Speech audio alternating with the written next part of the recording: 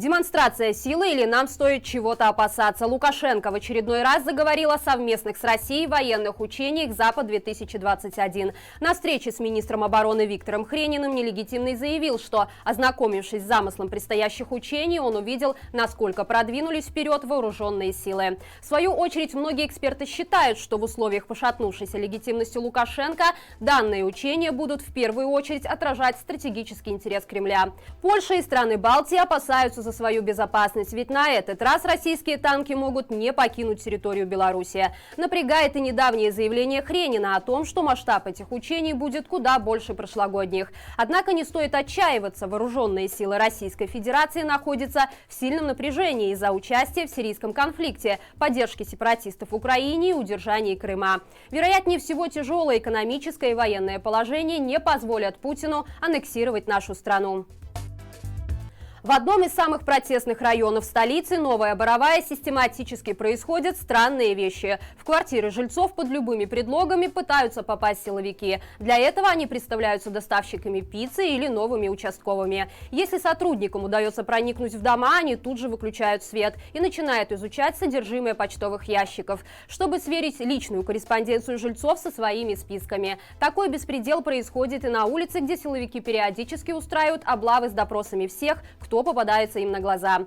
Они требуют сообщить, где человек живет, какая у них машина, ее номер и есть ли в ней видеорегистратор. Но и это не предел полета нездоровой фантазии тех, кто пытается превратить Боровую в новую Брестскую крепость. Так, на днях в районе в очередной раз отключили отопление. В это время за окном было минус 20, а батареи в домах почти остыли. Жители считают, что таким образом незаконная власть снова пытается преподать им урок, такой же, как прошлой осенью, когда в разгар протестов во всем районе полностью отключили воду. Могут ли все эти события оказаться всего лишь чередой совпадений? Не думаю. Очевидно, у президента ОМОНа и его верных красавцев есть особый план по укрощению строптивого района, и они его систематически выполняют, не брезгуя даже откровенным геноцидом.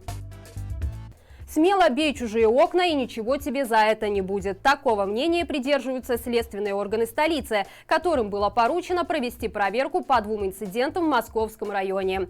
В один день, 25 декабря, сразу в двух квартирах неизвестные разбили окна гайками. А все только потому, что на них висели бело-красно-белые снежинки и того же цвета занавески. Пострадавшие подали заявление о возбуждении уголовного дела по факту хулиганства и порчи имущества. Однако так называемые правоохранительные органы в действиях нападавших состава преступления не обнаружили, объяснив это тем, что хулиганы, в общем-то, не сделали ничего плохого. Они всего лишь выразили свое несогласие с размещением в окнах образов БЧБ флага.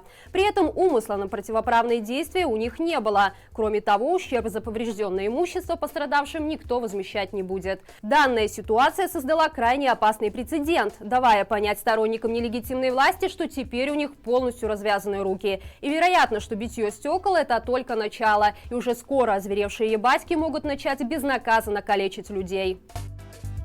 Сегодня в Гродно начали судить первых задержанных по делу Тихановского. Напомним, что в мае прошлого года на легальном пикете по сбору подписей за выдвижение Светланы Тихановской произошла провокация с участием женщины легкого поведения. На место оперативно подоспели сотрудники милиции, после чего началась потасовка, во время которой один из силовиков театрально упал на землю. Более десятка членов инициативной группы, включая Сергея Тихановского, были задержаны и впоследствии осуждены по административным делам о хулиганстве. Однако на свободу после суток вышли далеко не все. Дмитрия Фурманова, Владимира Книгу и Евгения Разниченко обвинили по уголовным статьям об организации массовых беспорядков и насилии в отношении сотрудников милиции. Для рассмотрения резонансного дела Гродненский суд выделил небольшой зал всего с 3 скамейками, 2 из которых заняли заранее согнанные на место студенты юридического колледжа. Родственникам обвиняемых и прессе удалось попасть на процесс только после перерыва. Стало известно, что по версии следствия Тихановский и Фурманов заранее спланировали незаконный митинг под видом пикета для сбора подписей. Прокурор подчеркнул, что мероприятие было направлено на обострение политической ситуации в стране и создание вражды в обществе. При этом стрим, который соратники Тихановского вели с места событий, по мнению стороны обвинения, также является признаком состава преступления, ведь именно таким образом они якобы пропагандировали свои действия на широкую аудиторию. Все обвиняемые признаны политзаключенными, им грозит до 6 лет лишения свободы. А первой жертвой политического конвейера сегодня стал литский активист Витольд Ашурек. Мужчину осудили на 5 лет колонии за участие в протестах 9 августа.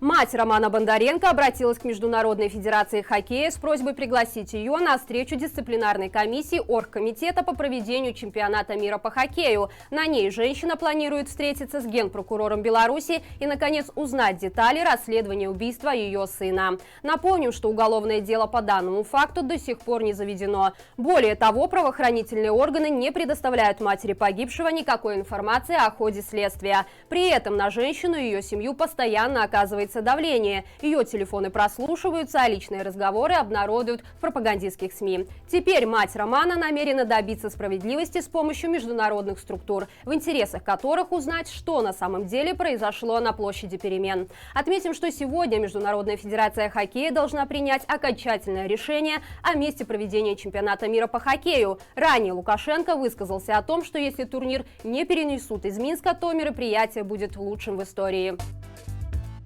А в конце нашего выпуска я бы хотела объявить победителя конкурса на самый лучший комментарий, кто может стать преемником Лукашенко. И им становится Татьянина Лариса, которая написала следующее: «Никто не может стать преемником Лукашенко, только честные и открытые выборы нового президента в парламентской республике».